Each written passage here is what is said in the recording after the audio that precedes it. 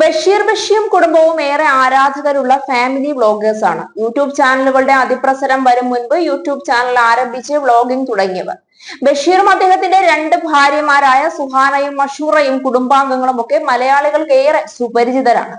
YouTube ചാനലിലൂടെ ഓരോരുത്തരും തങ്ങളുടെ വിശേഷങ്ങൾ പങ്കുവച്ച് മലയാളികൾക്ക് മുന്നിലെത്താറുണ്ട്. രണ്ട് ഭാര്യമാരുമായി ഒരു വീട്ടിൽ സസുഖം താമസിക്കുന്ന ബഷീർ മലയാളി പ്രേക്ഷകർക്ക് അത്ഭുതമാണ്.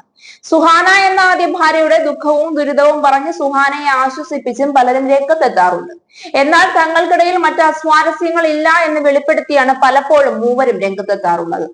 തങ്ങളുടെ നിത്യജീവിതത്തിലെ എല്ലാ വിശേഷങ്ങളും പങ്കുവെക്കാറുള്ളവർ ഇപ്പോഴിതാ കുടുംബത്തിലെ ഏറ്റവും പ്രായം കുറഞ്ഞ അംഗവും ബഷീറിന്റെ രണ്ടാം ഭാര്യ മഷൂറയുടെ മകനുമായ എബ്രാൻ ഉണ്ടായ ദുരനുഭവം പങ്കുവച്ചിരിക്കുകയാണ്. ബന്ധുവീട്ടിൽ വെച്ച് മകന്റെ 4 പവൻ സ്വർണം മോഷണം പോയി എന്നും ആസൂത്രണം ചെയ്ത് നടപ്പിലാക്കിയ മോഷണമാണെന്നും മഷൂറയും സുഹാനയും പറയുന്നു.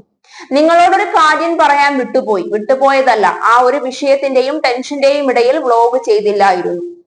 ഇന്നാണ് ഞാൻ കുറച്ച് ഓക്കെ ആയത്. ഒരിക്കലും പ്രതീക്ഷിക്കാത്ത കാര്യമാണ് നടന്നത്. വലിയൊരു ട്രാജഡി ആയിരുന്നു. എബ്രുവിന്റെ കൈകളിൽ നല്ല തൂക്കത്തിലുള്ള ഒരു വളയും ബ്രേസ്ലെറ്റും ഉണ്ടായിരുന്നു.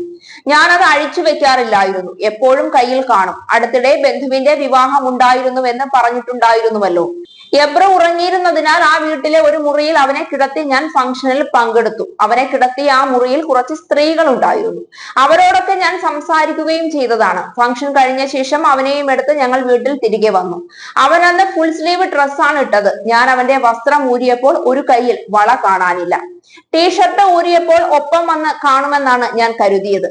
ഉടനെ ഞാൻ വസ്ത്രം കുടഞ്ഞു നോക്കി, പക്ഷേ വള കണ്ടില്ല. മറ്റേ കൈ ഉടനെ സോനു പരിശോധിച്ചപ്പോൾ ബ്രേസ്ലെറ്റും കാണാനില്ല. അപ്പോഴാണ് സ്വർണം മോഷണം പോയി എന്ന് മനസ്സിലായത്. ഉറങ്ങുന്ന കുഞ്ഞിന്റെ കയ്യിൽ നിന്നും മോഷ്ടിച്ചതാണ്. അത്ര നാണം കെട്ടവരല്ലാതെ ആരും അത് ചെയ്യില്ല. ഞങ്ങൾക്ക് ചിലരെ സംശയമുണ്ട്, അതിനുള്ള നടപടികൾ സ്വീകരിച്ചിട്ടുമുണ്ട്. ഞങ്ങളുടെ ആരുടെയെങ്കിലും സ്വർണമായിരുന്നെങ്കിൽ പ്രശ്നമില്ലായിരുന്നു. ഇത് ഉറങ്ങിക്കിടന്ന പൈതലിന്റെ കയ്യിൽ നിന്നാണ് മോഷ്ടിച്ചത്. ഇതുവരെ ഞങ്ങൾ ആരെയും പ്രാഗിയിട്ടില്ല. ഈ സംഭവത്തിന് ശേഷം പ്രാഗി. ഇങ്ങോട്ട് ബുദ്ധിമുട്ടിക്കുന്നവരെ പോലും ഞങ്ങൾ ബുദ്ധിമുട്ടിക്കാറില്ലാത്തവരാണ്.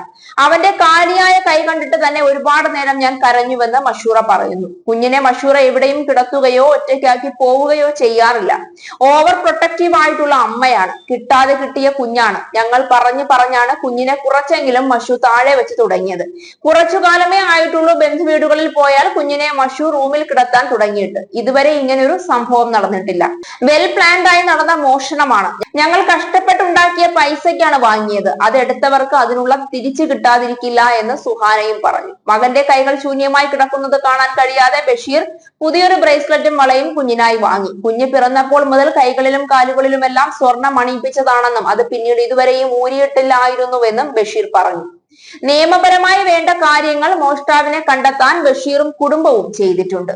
എബ്രാനെ കൂടാതെ ആദ്യ ഭാര്യയിൽ സുനൈന, മുഹമ്മദ് സൈഗം എന്നിങ്ങനെ 2 മക്കൾ കൂടി ബഷീറിനുണ്ട്.